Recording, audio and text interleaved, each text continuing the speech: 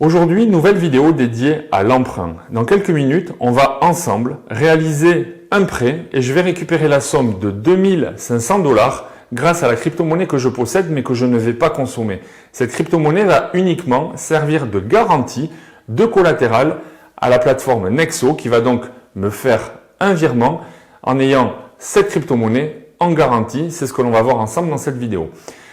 Avant d'aller plus loin, si tu aimes ce contenu, n'hésite pas à lâcher un pouce. Tu le sais, c'est extrêmement important pour moi. Et si cette chaîne t'intéresse, eh bien, n'hésite pas à t'y abonner. On y parle de blockchain, de crypto-monnaie. Et tu peux aussi activer la petite cloche. Tu seras automatiquement informé des prochaines vidéos qui seront publiées. Alors aujourd'hui, dans cette vidéo, on va réaliser ensemble l'opération. Tu vas voir de manière live ce qui se passe. Et j'ai choisi donc cette plateforme Nexo que j'utilise déjà depuis quelques semaines pour y stacker mon Ethereum et avoir automatiquement 8% d'intérêt passif.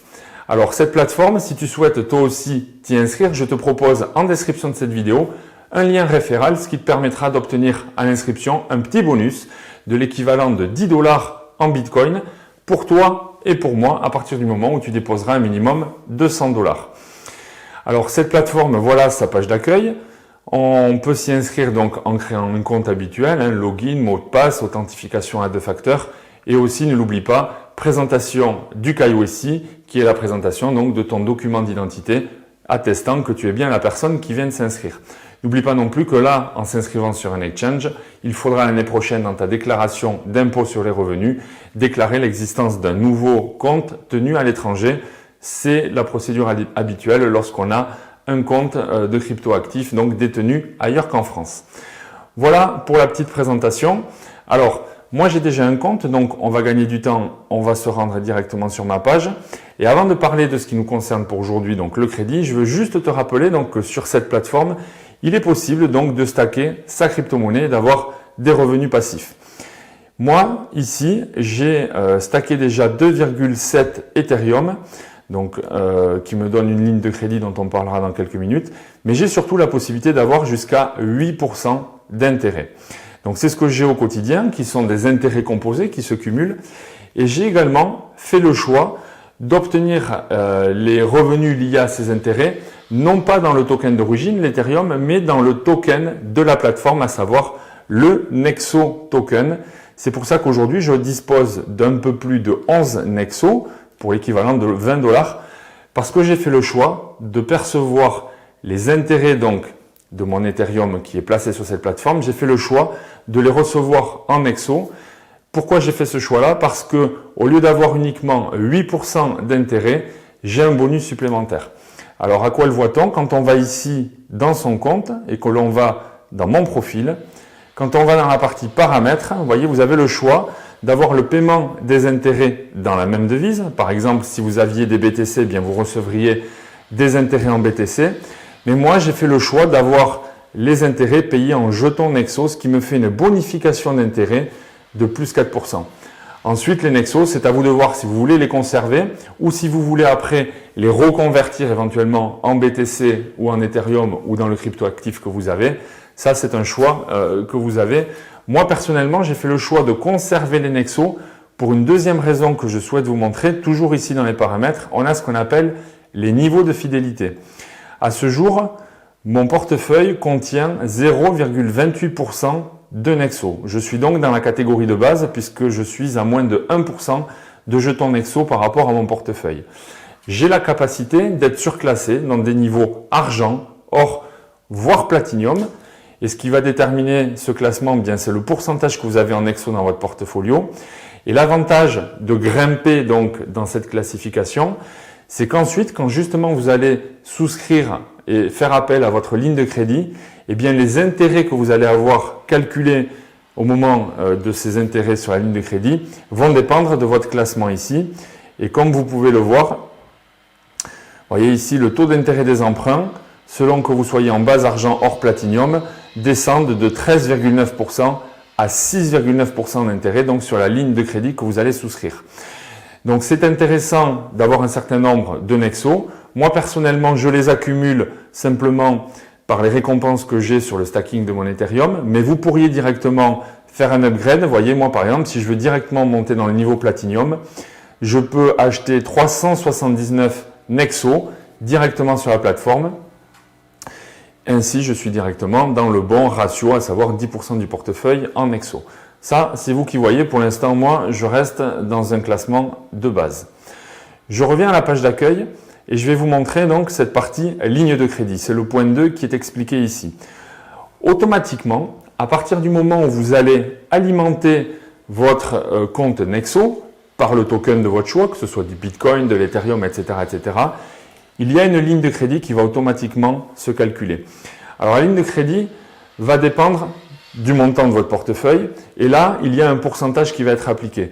C'est ce que l'on appelle le LTV. Le LTV, c'est le Loan to Value, qui veut dire le ratio prêt en valeur.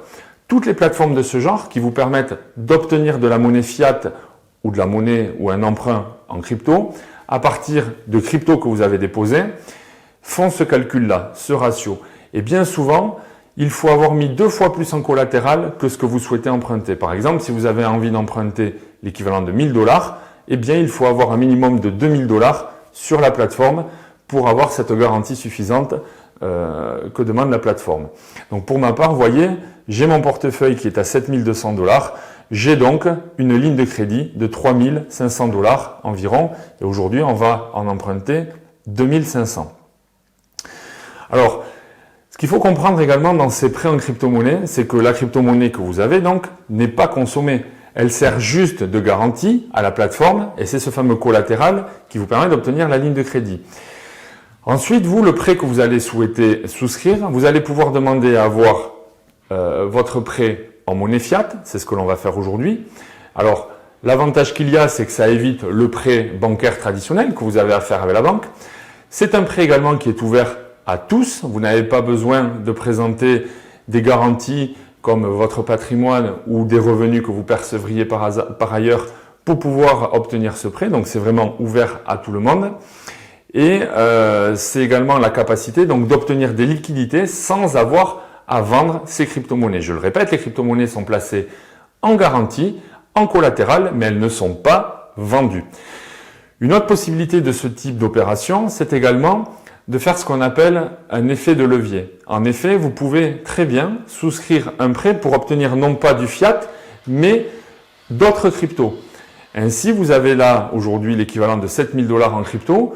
Vous pouvez obtenir encore plus de crypto. Par exemple, je pourrais demander à avoir du BTC ou de l'Ethereum grâce au BTC ou l'Ethereum que j'ai déjà. Et ça peut faire un effet de levier. Alors, ça peut être intéressant lorsqu'on est dans un marché haussier. Par contre, attention, la volatilité fait que l'inverse est également possible. Et si la crypto-monnaie s'effondre, eh bien, vous allez être liquidé et vous allez perdre vos positions. Donc, ça a aussi un côté qu'il faut prendre en jeu, un côté risqué. Voilà un petit peu les deux aspects de ce prêt crypto qui vous est possible. Donc, nous, aujourd'hui, on va faire un prêt en fiat.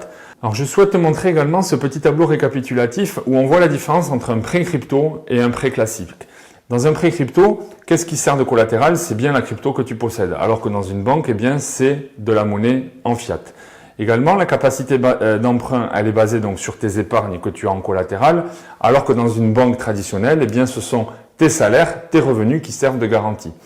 Quelles sont les autres garanties qui peuvent être demandées? Eh bien, là, sur Nexo, aucune.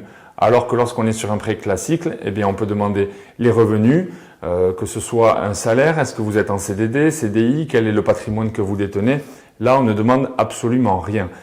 Quel est le process d'acceptation? Eh bien, là, on l'a bien vu, hein, c'est instantané.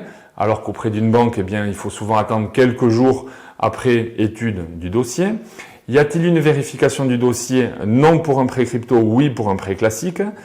Les conditions de remboursement, eh bien là, elles sont extrêmement flexibles et sans frais, alors que souvent dans une banque, eh bien on a des pénalités de remboursement si on fait un remboursement anticipé ou en retard. Enfin, puis-je emprunter même si je suis déjà fiché par exemple à la Banque de France? Eh bien ici dans un prêt crypto, oui, alors que dans une banque traditionnelle, non, on ne peut pas le faire. On va avancer un petit peu et on va regarder qu'il est aussi possible d'utiliser le calculateur. Avant même que vous utilisiez Nexo en production, réellement pour y mettre de l'argent et faire ce que l'on va faire aujourd'hui, vous pouvez essayer de faire une simulation. Si vous cliquez sur le bouton calculateur, ben vous pourriez dire, voyons moi par exemple, j'ai 0,5 BTC. Donc vous voyez en haut, vous avez deux onglets. Tout d'abord la Credit Line la ligne de crédit et combien d'intérêt vous gagneriez simplement à mettre vos cryptos sur Nexo. Là, on va vraiment simuler une ligne de crédit. Donc, si vous avez par exemple un demi-bitcoin, ben, vous voyez, vous pouvez obtenir un prêt de 9 500 $ avec un paiement d'intérêt. Donc là, c'est 6,9% qui sont mis dans la simulation, qui correspondent donc au classement Platinum, ce que je vous disais tout à l'heure, dans le meilleur des cas. Nous, ça ne sera pas le cas, on va être à 13,9% d'intérêt. Et donc là, vous voyez que si j'utilise la totalité de cette somme, je devrais payer en intérêt 1,74 $ par jour, ou bien 52 $ par mois, ou bien 657 $ par an. Voilà pour la partie simulation, je vous laisserai aller voir. Ensuite, eh bien, il suffit de passer à l'acte, hein. Soit vous empruntez, soit vous remboursez, ou alors après vous avez une option qui vous permet de convertir. Alors, on va directement ensemble aller sur l'emprunt. On va cliquer ici. Et donc, vous voyez, je peux retirer jusqu'à 3 595 $. Cette valeur, elle s'actualise quasiment en temps réel puisqu'elle dépend du cours de l'Ethereum ou du moins des tokens que vous avez déposés. Et là, il vous demande sous quelle forme donc vous souhaitez recevoir des fonds. C'est ce que je vous disais. On peut les demander soit en stablecoin, l'USDT, ou bien en USDC, ou bien en virement bancaire. Alors, retenez une chose, c'est précisé ici. Si vous demandez à recevoir votre prêt en stablecoin, vous pouvez demander 50 $ minimum, mais pas moins. Par contre, si c'est un virement bancaire, vous ne pouvez pas demander moins de 500 $. Donc aujourd'hui, on va le faire pour 2500 $.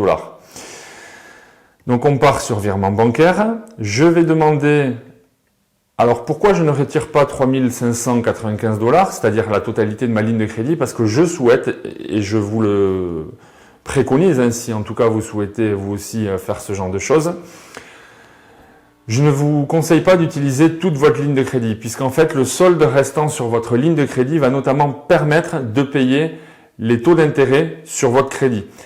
On ne va pas vous demander de rembourser votre crédit en totalité, mais en tout cas, on va vous prélever régulièrement donc ces intérêts dont on a vu l'estimation tout à l'heure.